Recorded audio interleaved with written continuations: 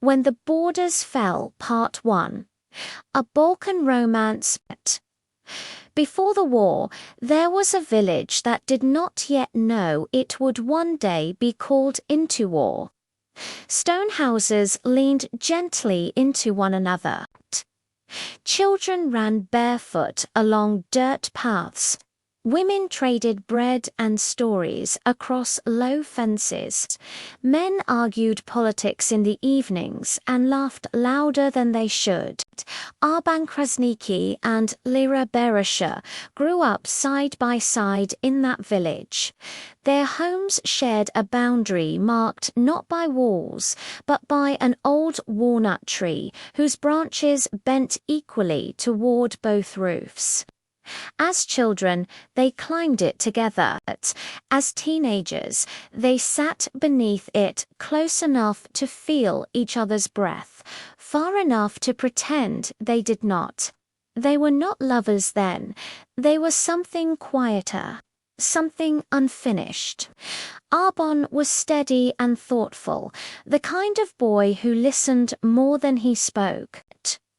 Lira was sharp-eyed and curious, always asking questions that unsettled adults.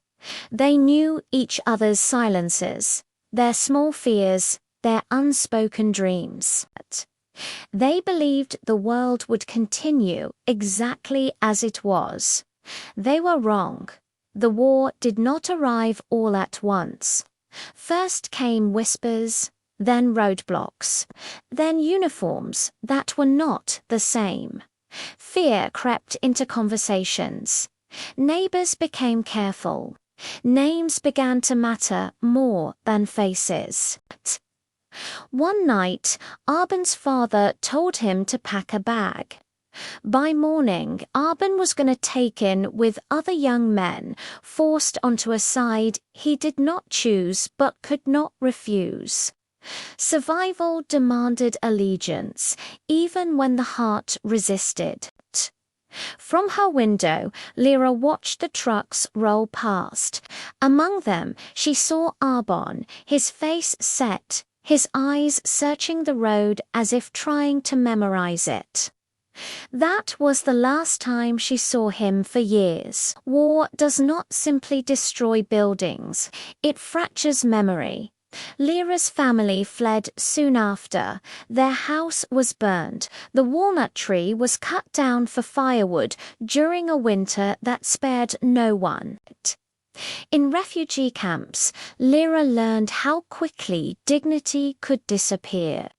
She learned to stand in lines, to share food, to endure silence thick with grief.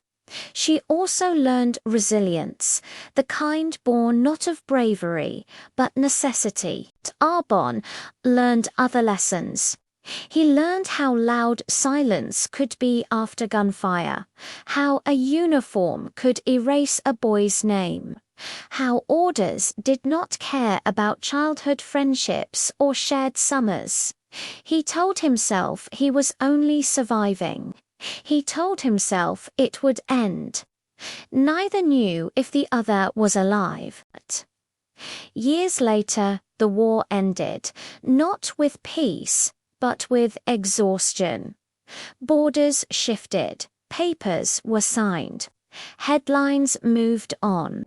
Refugees were told they could return. Home, however, had become a word without a shape.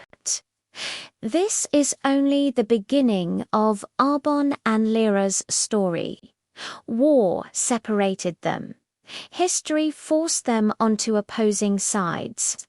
Time buried their love beneath loss, exile, and silence. But fate is not finished.